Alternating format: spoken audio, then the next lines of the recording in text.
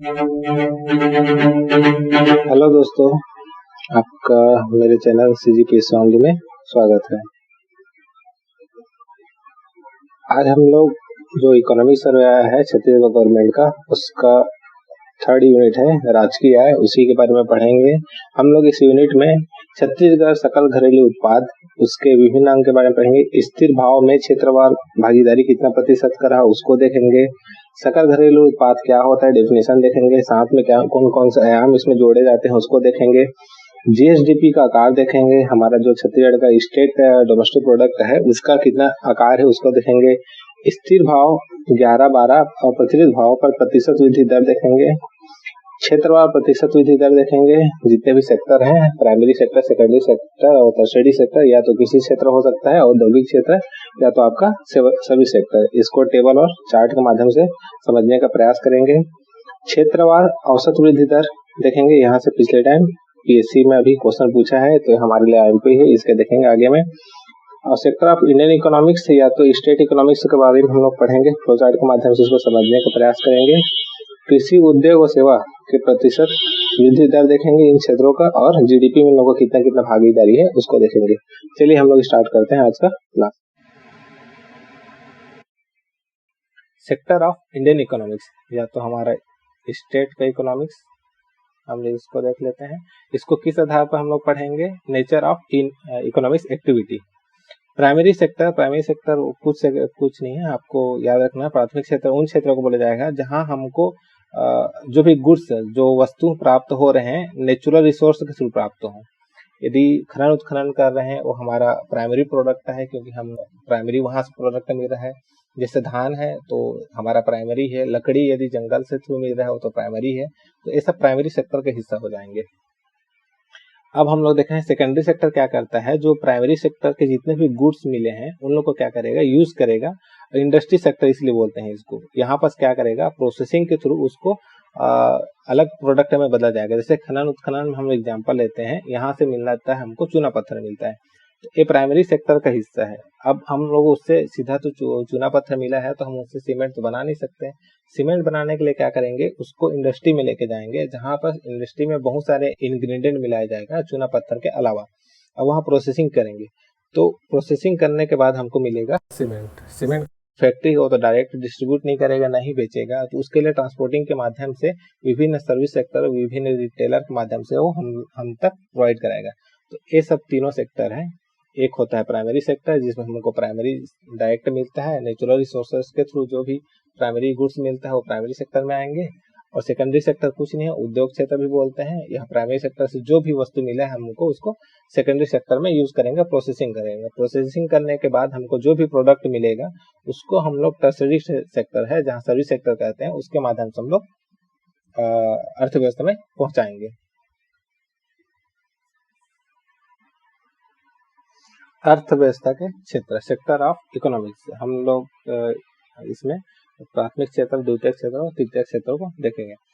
प्राथमिक क्षेत्र क्या होता है? अर्थव्यवस्था का वह क्षेत्र है जहां प्राकृतिक संसाधन कच्चे माल या रॉ मटेरियल के तौर पर उत्पाद के रूप में हमें प्राप्त होते हैं। अर्थात इसके अंतर्गत अर्थव्यवस्था के प्राकृतिक क्षेत्रों का लेखांकन किया जाता है, प्राथमिक क्षेत्र कहलाते हैं। इस क्षेत्र को कृषि या कृषि से संबंधित क्षेत्र भी कहा जाता है। इसमें कौन कौन से सम्मिलित हैं देख लेते हैं हम लोग। प्राइमरी सेक्टर में कृषि या कृषि से संबंधित क्षेत्र, मत्स्य पालन रहेगा, वानिकी रहेगा, खनन और उत्खनन रहेगा। खनन देखो, अब प्राइमरी सेक्टर में आपको खनन उत्खनन मिलेगा, क्योंकि ये प्राइमरी प्रोडक्ट है। हम लोग को यहाँ से चूना पत्थर, कोयला मिल रहा है। कोयला से हम लोग डायरेक्ट बिजली उत्पादन नहीं कर सकते, तो हमारा प्राइमरी प्रोडक्ट है वो। प्रकृति हमको डायरेक्ट मिल रहा है तो प्राइमरी प्रोडक्ट है। सेकेंडरी अब कब होगा, जब उसको हम लोग लेके जाएंगे किसी उद्योग में, वहां उसको मतलब सेकेंडरी प्रोडक्ट में बदलेंगे, जिससे कि सीमेंट में बदल सकते हैं, तो हमारा सेकेंडरी प्रोडक्ट हो जाएगा। ठीक है।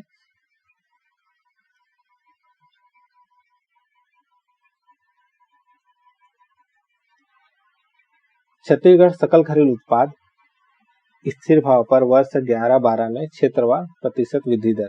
अब हम लोग कृषि, वानिकी और मछली उद्योग जो है इसका देखेंगे कितना कितना रहा। तो देखो, कृषि क्षेत्र का ये पूरा कृषि क्षेत्र है, 17-18 में कितना रहा, -10.9% रहा। आपको ये पता होगा, पिछली स्लाइड हम लोग देख चुके हैं, इसको याद भी किए थे।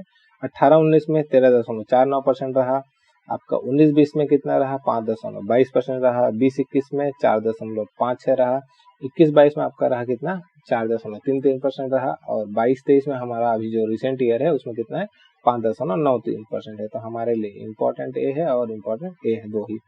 अब क्षेत्रवार भागीदारी भी देख लेते हैं। तो हम लोग उसका प्रतिशत वृद्धि दर देखे हैं जीएसडीपी में, और जीएसडीपी में हम लोग उसका भागीदारी देख लेते हैं 100 में कितने कितना परसेंट रहा किस किस वर्ष में। 17-18 में रहा 16.7%, 18-19 में रहा 17.01%, 19-20 में रहा आपका 16.97%, 20-21 में रहा मैक्सिमम रहा 17.83%, और 21-22 में रहा आपका 17.23%, और 22-23 में रहा आपका 16.91%। तो आपको इसको याद रखना है।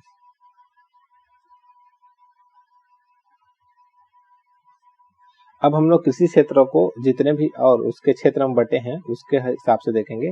कृषि क्षेत्र छत्तीसगढ़ सकल घरेलू उत्पाद स्थिर भाव पर क्षेत्रवार प्रतिशत वृद्धि दर। लेकिन अब इसका कृषि क्षेत्र भी बहुत सारे क्षेत्र में बटा है, उसको देखेंगे। इसमें फसल आता है, पशुपालन आता है, वन उद्योग और लट्ठे बनाना आता है, और मछली उद्योग, मछली का जो क्षेत्र है मछली उद्योग क्षेत्र आता है। फसल क्षेत्र का हम लोग देखते हैं तो ग्रोथ रेट कितना रहा, 6.53% रहा।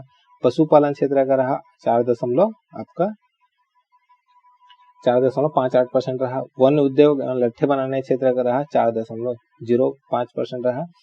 और मछली उद्योग क्षेत्र का कितना रहा, मछली क्षेत्र का कितना रहा, 7.09% रहा। ये तो रहा आपका स्थिर भाव पर रहा। अब हम लोग देखेंगे प्रचलित भाव पर। प्रचलित भाव पर आपका कितना है, फसल का 10.95% रहा। पशुपालन का कितना रहा, 11.11% रहा।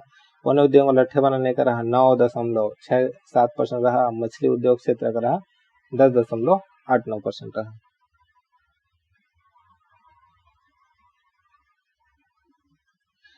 द्वितीय क्षेत्र सेकेंडरी सेक्टर, अर्थव्यवस्था का वह क्षेत्र जो प्राथमिक क्षेत्र से प्राप्त उत्पादों को अपनी गतिविधियों या कच्चे माल के तौर पर उपयोग करता है, द्वितीय क्षेत्र कहलाता है। हम लोग क्या करते हैं, प्राथमिक क्षेत्र से जो भी हम लोग को प्रोडक्ट मिलता है, जैसे धान मिलता है तो धान को हम लोग सीधा पका के नहीं खा सकते, उसको हम लोग क्या करेंगे, मिल में लेके जाएंगे, वहाँ प्रोसेसिंग करेंगे। यहाँ एक खेत है, यहाँ से धान उगाए हो, अब जो भी उसके बाद यहाँ पर मिल रहेगा, मिल में आप लेके जाओगे, और यहाँ से प्रोसेसिंग होने के बाद आपको मिलेगा चावल मिलेगा। चावल को आप घर ले जाओगे, घर में उसका पकाओगे। तो ये रहा आपका मिल, ये है उद्योग क्षेत्र रहा।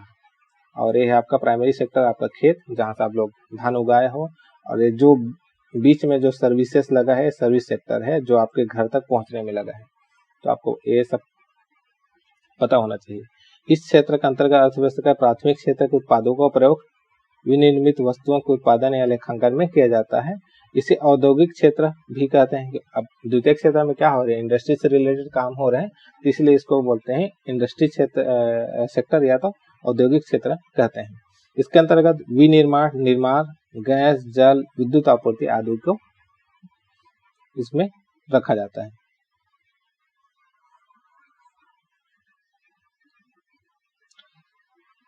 उद्योग खनन और उत्खनन से, अब उद्योग क्षेत्र काउंट कर रहे हैं तो इसमें खनन और उत्खनन जुड़ा हुआ है, इतना याद रखना है आपको। छत्तीसगढ़ का सकल घरेलू उत्पाद स्थिर भाव पर प्रतिशत वृद्धि दर। अब देखेंगे उद्योग क्षेत्र का कितना कितना रहा, 17-18 में रहा 9.31% रहा। 18-19 में रहा 16.29% रहा। 19-20 में रहा 2.27% रहा। और मिनिमम है ये 20-21 में 0.44% रहा। 21-22 में रहा आपका 8.07%, और 22-23 में रहा आपका 7.83%। क्षेत्रवार भागीदारी देख लेते हैं, कितना कितना किस किस ईयर में जीएसडीपी में उसका उद्योग क्षेत्र का कितना कितना भागीदारी रहा। 17-18 में रहा 48.84%, 18-19 में रहा 50.99%, 19-20 में रहा आपका 49.43%, 20-21 में रहा 49.89%, 21-22 में रहा 49.94%, और 22-23 में कितना है आपका 49.88%। तो हमारे लिए इम्पोर्टेंट जो रिसेंट ईयर का है वो इम्पोर्टेंट है।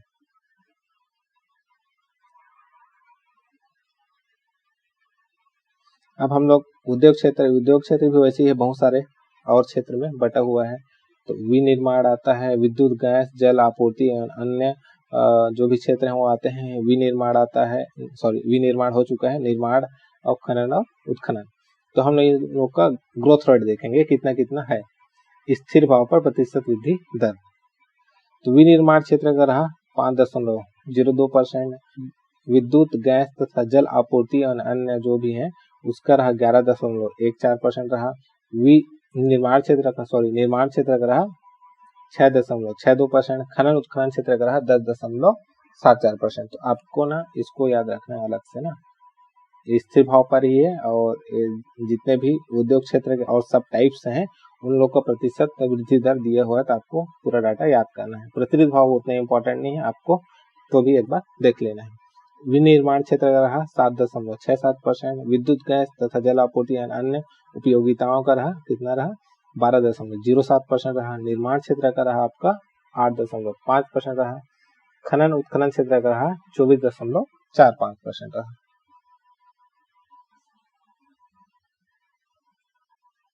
तृतीय क्षेत्र टर्सरी सेक्टर, इस क्षेत्र में विभिन्न प्रकार के सेवाओं को उत्पादन किया जाता है, इसलिए इसको क्या बोला जाता है, सर्विस सेक्टर कहा जाता है। यह क्षेत्र अर्थव्यवस्था के प्राथमिक और द्वितीय क्षेत्र अपनी सेवाओं प्रदान करता है। देखो मैं बोला था प्राथमिक और द्वितीय क्षेत्र में जो भी प्रोडक्ट बनेंगे या तो उत्पादित होंगे या तो कुछ भी होगा उसको एक जगह से दूसरे जगह ले जाने में या तो और विभिन्न प्रकार की सेवाएं होते हैं। मात्र सर्विस सेक्टर में मतलब ले जाना ही नहीं आता, उसके अतिरिक्त बहुत सारे सेवाएं होते हैं, वो सबको इसमें रखा जाता है। इसमें क्या क्या आता है, व्यापार, होटल, रेस्तरां, परिवहन, संचार, भंडार, वित्तीय सेवाएं रहता है, बैंकिंग, बीमा, रियल एस्टेट है, लोक प्रशासन है, प्रतिरक्षा है, चिकित्सा है और इसके अतिरिक्त और अन्य जितने भी सेवाएं हैं उनको सर्विस सेक्टर में काउंट किया जाता है।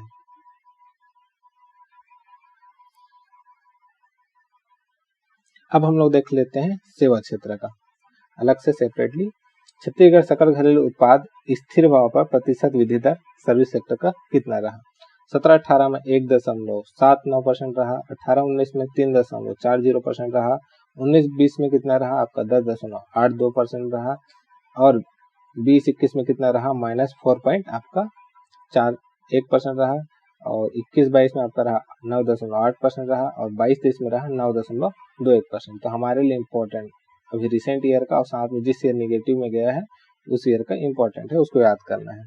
अब हम लोग देख लेते हैं क्षेत्रवार भागीदारी, जीएसडीपी में कितना भागीदारी रहा सेवा क्षेत्र का विभिन्न वर्षों में। 17-18 में रहा 34.46%, 18-19 में रहा 32% का, 19-20 में रहा 33.6% का, 21-22 में 20-21 में रहा 32.28% और 21-22 में रहा आपका 32.83% और 22-23 में रहा जो अभी का रिसेंट का डाटा है उसमें कितना है आपका, जो रिसेंट ईयर है 22-23 उसमें कितना रहा है 33.21%। तो हमारे लिए अभी का जो है रिसेंट ईयर में भागीदारी कितना है वो इम्पोर्टेंट है, साथ में ग्रोथ रेट अभी का रिसेंट ईयर का 22-23 का और जिस वर्ष मिनिमम ग्रोथ रेट रहा है उसका या तो नकारात्मक रहा है उसका।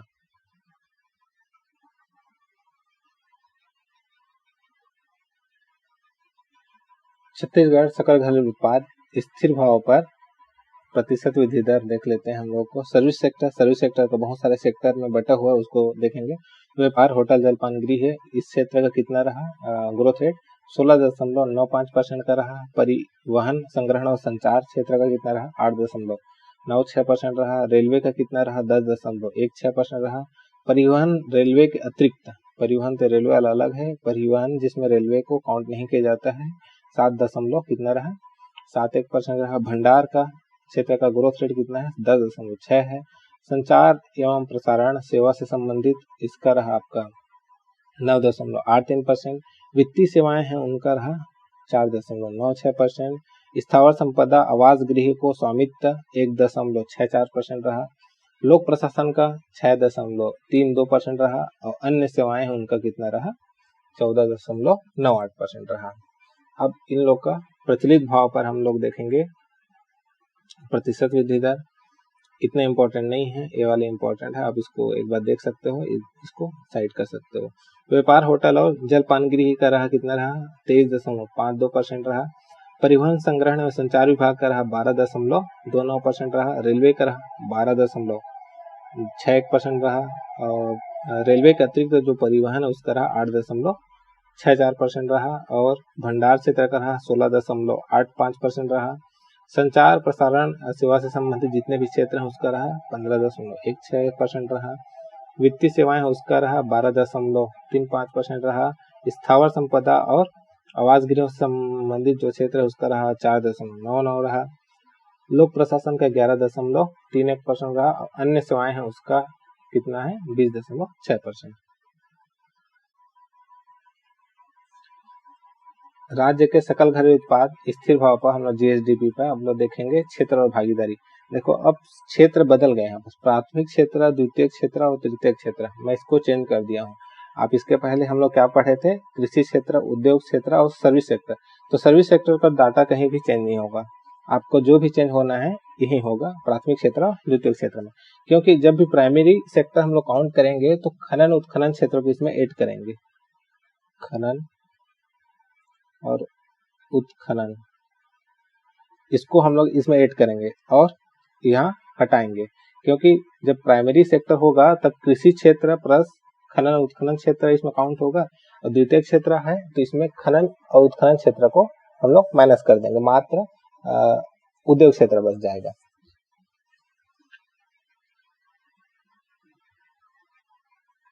प्राथमिक क्षेत्र कितना योगदान है 27.65% का है, और द्वितीय क्षेत्र कितना है 39.13% है, और तृतीय क्षेत्र सर्विस सेक्टर का है 33.21%। ये वाला डाटा तो आपको चेंज नहीं होने वाला है, जो भी चेंजेस है आपको यही दिखेगा। यदि आपको खनन उत्खनन क्षेत्र का यदि डाटा याद रहेगा कितना है तो आप इसमें माइनस और प्लस करके भी निकाल सकते हो। यदि कृषि, उद्योग और सर्विस सेक्टर आपको तीनों को याद है, आपको प्राइमरी सेक्टर का मतलब निकालना है तो क्या करोगे, आप द्वितीय जो खनन उत्खनन क्षेत्र का रहेगा उसको कृषि क्षेत्र के साथ आप ऐड करोगे तो आपका प्राथमिक क्षेत्र का जो डाटा है वो आ जाएगा।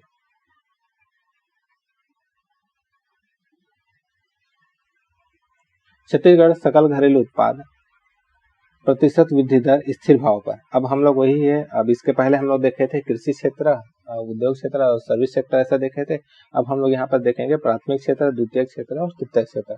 प्राथमिक क्षेत्र का कितना रहा स्थिर भाव पर योगदान रहा जीएसडीपी में 27.65%। द्वितीय क्षेत्र का रहा 39.13% और तृतीय क्षेत्र का रहा आपको 33.21%। ये तो रहा आपका स्थिर भाव पर। अब हम लोग देख लेते हैं यहाँ पर प्रचलित भाव पर। ये इंपॉर्टेंट नहीं है, इसको याद मत कीजिएगा, यही इंपॉर्टेंट हमारे लिए। लेकिन आपको जैसे कभी प्रीलिम्स में पूछा जा सकता है, इसके सहूलियत के लिए मैं आपको एक ही जगह दोनों डाटा दे दिया हूँ ताकि आप कंपेयर कर सको और साथ में एक ही साथ दोनों का डाटा याद कर सको। प्रचलित भाव पर देखते हैं, प्राथमिक क्षेत्र का कितना है 31.68% है, द्वितीय क्षेत्र का आपका कितना है 32.40% है, और तृतीय क्षेत्र का आपका सर्विस सेक्टर जिसको बोलते हैं ये तो चेंजेस होने वाला है ही नहीं, 33.21% है। प्राथमिक क्षेत्र में मैं बताया वही फसल, पशुपालन, वन उद्योग और जो लट्ठे बनाना है और मछली उद्योग, ये आपका कौन सा सेक्टर था पहले, ये आपका था कृषि क्षेत्र था। अब क्या हुआ है, प्राथमिक क्षेत्र जब भी लिखेंगे तो हम लोग इसमें खनन उत्खनन को ऐड कर देंगे। खनन उत्खनन किस में आता था आपका उद्योग क्षेत्र में आता था, लेकिन जब भी हम लोग प्राइमरी सेक्टर बोलेंगे तो उसको ऐड करेंगे। और आपको रीजन भी बताया था प्राइमरी सेक्टर में खनन उत्खनन को क्यों ऐड करते हैं, क्योंकि प्राइमरी प्रोडक्ट है जो खनन उत्खनन के थ्रू मिलता है हम लोग को मिनरल्स, वो प्राइमरी प्रोडक्ट है ना कि सेकेंडरी है। सेकेंडरी वो है जब जितने भी हम लोग उद्योग से मिलता है वो सेकेंडरी प्रोडक्ट होता है। ये आपका रहा द्वितीय क्षेत्र, विनिर्माण, विद्युत, गैस, जल आपूर्ति और अन्य जितने भी क्षेत्र हैं ये सब आएंगे। तृतीय क्षेत्र सर्विस सेक्टर आप तो देख चुके हो, इसके पहले हम लोग देखे हैं सबको अलग से एक एक से।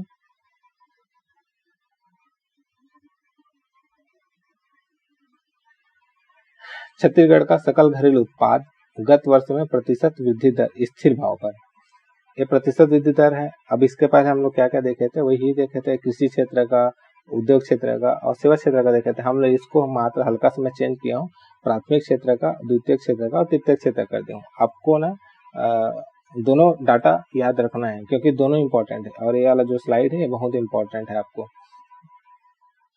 प्राथमिक क्षेत्र का कितना है स्थिर भाव पर ग्रोथ रेट कितना है 7.7 0.75% है, जबकि द्वितीय क्षेत्र कितना है 7.05% है और तृतीय क्षेत्र कितना है 9.21% है।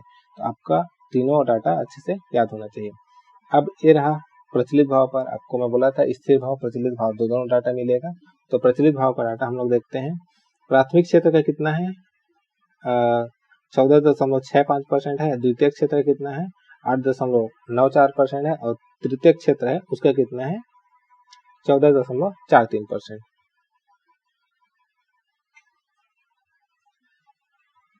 राज्य के सकल घरेलू उत्पाद में प्रचलित भाव पर जीएसडीपी पर वही यहाँ पर जो अभी पीछे हम लोग डाटा देखें उसको यहाँ चार्ट के माध्यम से प्राथमिक क्षेत्र, द्वितीय क्षेत्र और तृतीय क्षेत्र, ये है आपका प्रचलित भाव पर है। हम लोग इसके पहले जितना भी देखे वो स्थिर भाव में चल रहा था, ये प्रचलित भाव पर। इधर का तो एक भी इम्पोर्टेंट नहीं है, इसको देख सकते हो आप, लेकिन अभी जो 22-23 का रिसेंट ईयर का है उसको आप एक बार याद कर लीजिएगा। 22-23 में हम लोग देख लेते हैं। प्राथमिक क्षेत्र के योगदान जीएसडीपी में कितना रहा 31.66%, द्वितीय क्षेत्र कितना रहा 32.40% और तृतीय क्षेत्र जो सर्विस सेक्टर है वो तो बदलने वाला है ही नहीं 33.21%।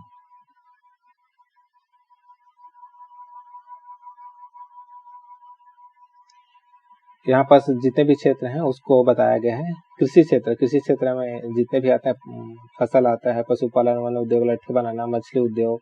प्राथमिक क्षेत्र में कुछ नहीं, वही एक खनन उत्खनन ऐड हो जाता है, उसको दिखाया गया है। उद्योग क्षेत्र भी लिखेंगे तो हम लोग खनन उत्खनन क्षेत्र इधर आ जाएगा क्योंकि इंडस्ट्री से रिलेटेड है और औद्योगिक क्रियाकलाप से रिलेटेड होने के कारण इसको खनन उत्खनन में यहाँ लिख लेते हैं।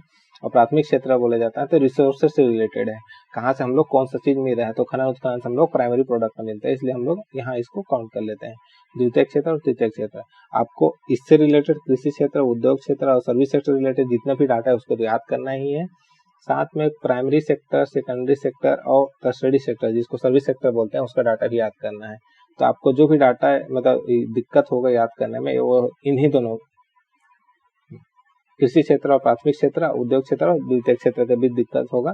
सर्विस सेक्टर का डाटा तो सेम रहता है क्योंकि इसमें किसी प्रकार का चेंजेस नहीं होता है।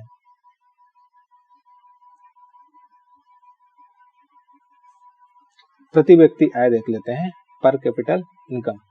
किसी देश के प्रति व्यक्ति आय अर्जित की जाने वाली औसत आय को प्रति व्यक्ति आय कहते हैं। एवरेज, जो एवरेज आय है उसको बोलते हैं प्रति व्यक्ति आय।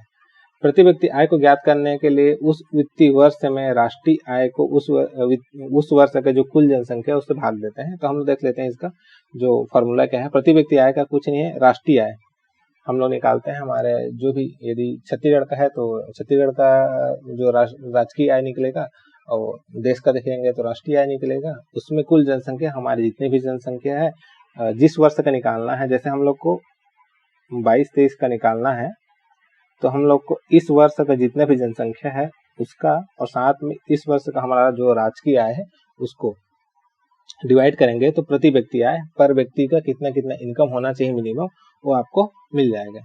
इस प्रकार प्रति व्यक्ति आय सकल घरेलू उत्पाद को भी ज्ञात किया जा सकता है। यदि बाजार कीमत पर सकल घरेलू उत्पाद उस वर्ष की जनसंख्या से भाग दें तो प्रति व्यक्ति आय सकल घरेलू उत्पाद प्राप्त होता है। प्रति व्यक्ति आय सकल घरेलू उत्पाद प्राप्त करना है तो कैसे प्राप्त करेंगे, तो हम लोग कुछ नहीं सुई विचन कर रहे हैं।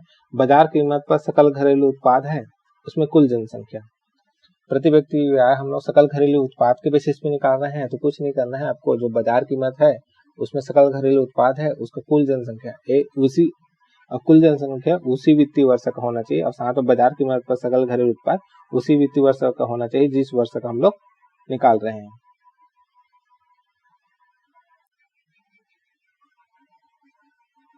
प्रति व्यक्ति आय रुपए में और प्रतिशत वृद्धि दर। इस स्लाइड में हम लोग दो चीज देखेंगे। प्रति व्यक्ति आय है प्रचलित भाव पर, स्थिर भाव पर। आपको दो डाटा हर जगह मिलेगा, प्रचलित भाव पर भी और स्थिर भाव पर भी, और आपको दोनों डाटा याद रखना है। प्रति व्यक्ति आय के केस में तो मैं बोलूंगा दोनों डाटा याद रखना चाहिए, इधर का उतना इम्पोर्टेंट नहीं है। आप जो रिसेंट ईयर है 22-23 का जिस वर्ष का इकोनॉमिक सर्वे आया है उसको तो याद रखना ही है। तो प्रचलित भाव पर जो प्रति व्यक्ति आय है कितना रहा 1,33,898 रहा, और स्थिर भाव पर कितना रहा है तो ये रहा 96,242। अब हम लोग देख लेते हैं प्रति व्यक्ति आय में प्रतिशत वृद्धि दर। तो यहाँ भी दो डाटा मिलेगा आपको, प्रचलित भाव पर और स्थिर भाव पर। प्रचलित भाव पर जिस ईयर का इंपॉर्टेंट उसको देख लेते हैं। 22-23 का हमारा कितना है 10.93%, जबकि स्थिर भाव पर कितना है 6.76%। इधर को उतना इंपॉर्टेंट नहीं है। जिस ईयर निगेटिव रहा है उसको देख लीजिएगा, किस वर्ष से प्रति व्यक्ति आय निगेटिव रहा। तो 20-21 में ही निगेटिव रहा, आप उसको देख लीजिएगा। और हम लोग इसको अभी चार्ट के माध्यम से देखेंगे अच्छे से। देखते हैं नेक्स्ट स्लाइड में। प्रति व्यक्ति आय रुपए में 17-18 में, 18-19, 19-20 और ये जितना भी डाटा दिया है आप देख सकते हैं। लेकिन हमारे लिए इम्पोर्टेंट कौन सा है 22-23 में जो है एडवांस में जो आया है, अग्रिम में जिसको बोलते हैं, उसको इम्पोर्टेंट है। तो 22-23 का डाटा कितना है प्रति व्यक्ति आय, और ये देख रहे हैं हम लोग प्रचलित भाव पे देख रहे हैं अभी। तो ये है 1,33,898। अब हम लोग देखते हैं स्थिर भाव पर। स्थिर भाव पर ये पुराना डाटा है, आप इसको देखना है तो देख सकते हो। हमारे लिए 22-23 का इम्पोर्टेंट है, जिसको देखेंगे 96,242। तो ये वाला जो डाटा है प्रति व्यक्ति आय के लिए देखा जाए तो यहाँ वाला जो डाटा है वो हमारे लिए इम्पोर्टेंट है, जो 22-23 का है। और प्रति व्यक्ति आय के केस में आप ना दोनों डाटा याद रखिएगा, प्रचलित भाव पर भी और स्थिर भाव पर भी, क्योंकि प्रीलिम्स में दोनों डाटा पूछता है।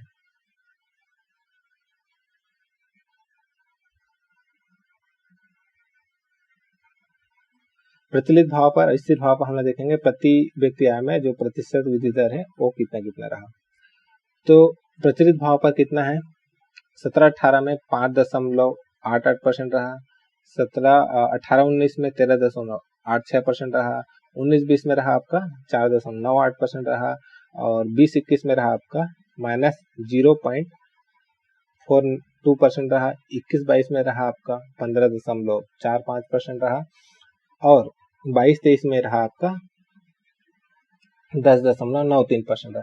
इकोनॉमिक सर्वे में क्या है, दो डाटा दिए हुए हैं। देखो एक जगह चार्ट बना हुआ है, वहां पास 11.31% दिया हुआ है, और एक जगह लिखा हुआ है वहां पास लिखा गया है 10.93% रहा। और आपको याद करना है 10.93% को ही याद करना है, क्योंकि कैलकुलेट करेंगे ना हम लोग को तो ना 10.93% ही आ रहा है। मैं आपको ऐसे इसको 11.3 को ऐसे लिख दिया हूँ, इसका उतना इम्पोर्टेंट नहीं है, क्योंकि ना कैलकुलेट करने से ना जो पिछले ईयर का जो प्रतिशत वृद्धि है ना, यहाँ से यहाँ तक का जो काउंट करते हैं हम लोग, उसको देखा जाए तो 10.93% ही आएगा। आपको मैं यहाँ अभी इसको दिखाऊंगा कैलकुलेट करके।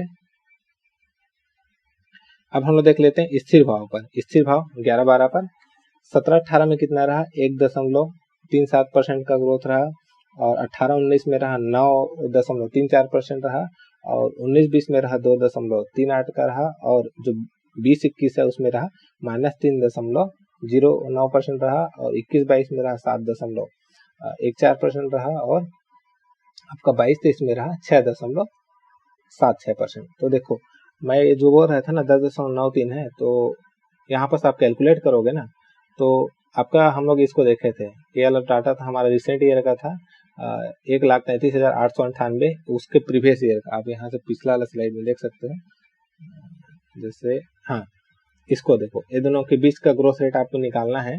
इस ईयर से इस ईयर में गया है तो उसका ग्रोथ कितना % का हुआ है, तो इन दोनों का निगेटिव करके आप निकाल सकते हैं। तो यहाँ पास वही है, मैं उसी कैलकुलेट करके आपको दिखा रहा हूँ। हाँ, यहाँ पास 1,33,898 में हम लोग जब घटाते हैं 1,20,704 को घटाते हैं, उसका परसेंटेज निकालते हैं तो आपको 10.93 मिलता है।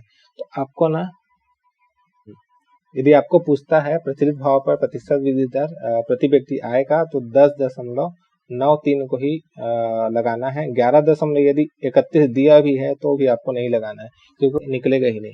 वो प्रिंटिंग मिस्टेक है मेरे को लग रहा है जो इकोनॉमिक सर्वे में दिया है। तो आपको इसको याद करना है 10.93 को, ना कि 11.31 को। और स्थिर भाव वाला में तो कोई दिक्कत नहीं था, जो सर्वे है उसमें सही सही दिया था 6.76%। तो हमारे लिए जो डाटा इंपॉर्टेंट कौन सा है, यही वाला है। तो आपको इसको अच्छे से याद रखना है।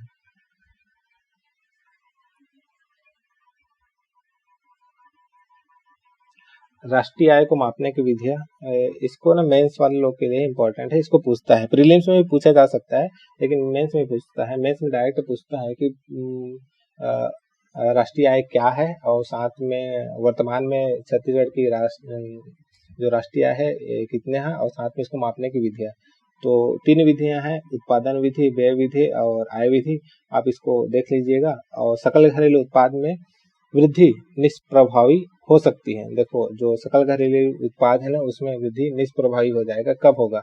इसका केस दिया, जनसंख्या का आकार निरंतर बढ़ता जाए तो ऐसी स्थिति में सकल घरेलू उत्पाद में वृद्धि तटस्थ या व्यर्थ हो जाएगी। जैसे देखो जनसंख्या का आकार कंटिन्यू बढ़ रहा है तो हमारा जो जीडीपी है ना, उसका वृद्धि दर ना निष्प्रभावी हो जाएगा, कम हो जाएगा। क्योंकि अब देखो जनसंख्या बढ़ेगा ना, तो जनसंख्या बढ़ेगा तो जीडीपी पर भार भी ज्यादा आएगा, तो उसका जो ग्रोथ रेट है वो हमेशा कम हो जाएगा। या तो क्या पता ग्रोथ रेट ना इक्वल ही चला जाए। यहाँ 10% था तो पिछले वर्ष के कंपेयर में ना बढ़ के 10 ही % रह जाए। ठीक है, तो लोगों का जीवन स्तर समय के साथ साथ तभी बढ़ेगा जब प्रति व्यक्ति सकल घरेलू उत्पाद में बढ़ने की प्रवृत्ति होगा। और इसमें यह भी लिखा गया है कि जो जीवन स्तर है उसमें यदि सुधार करना है तो उसके लिए क्या आवश्यक है, प्रति व्यक्ति सकल घरेलू उत्पाद में यदि वृद्धि होगा, जो हम लोग निकाले थे अभी पिछले में कैलकुलेट किए थे, तभी मतलब जीवन स्तर में सुधार होगा, अन्यथा नहीं होगा। अब इसके लिए क्या है, जनसंख्या का जो आकार यदि बढ़ता रहा तो सकल घरेलू उत्पाद का जो वृद्धि का प्रवृत्ति है वो नहीं होगा। यदि जनसंख्या का आकार कंटिन्यू बढ़ रहा है तो सकल घरेलू उत्पाद में वृद्धि निष्प्रभावी हो जाएगा।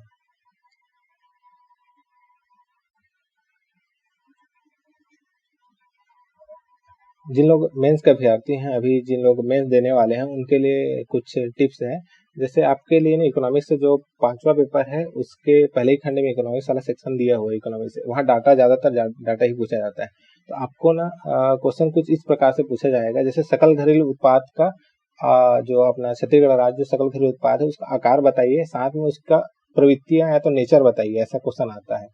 तो आपको नेचर में कुछ नहीं है, जैसे सकल घरेलू उत्पाद का ना आपको डाटा देना रहता है। आकार बोलेगा तो आकार, मूल्यवर्धन पर दे दीजिएगा और बाजार मूल्य पर। तो यहाँ पर जो दो डाटा है, आप यहाँ पर 2 डाटा आएगा, उसको आपको लिखना है। साथ में पिछले वर्ष की तुलना में कितना कंपेयर करना है कि ग्रोथ रेट कितना रहा पिछले वर्ष की तुलना में।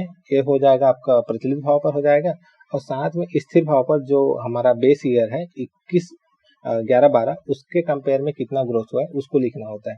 आपको जनरली ये क्वेश्चन देखने ही के मिलता है, छत्तीसगढ़ सकल घरेलू उत्पाद में कृषि क्षेत्र का प्रवृत्तियां लिखें, ऐसा आएगा। या तो उद्योग क्षेत्र का प्रवृत्तियां लिखें, तो आपको कुछ नहीं लिखना होता है। जैसे कृषि क्षेत्र का पूछता है या तो उद्योग क्षेत्र का पूछता है, तो आपको उसमें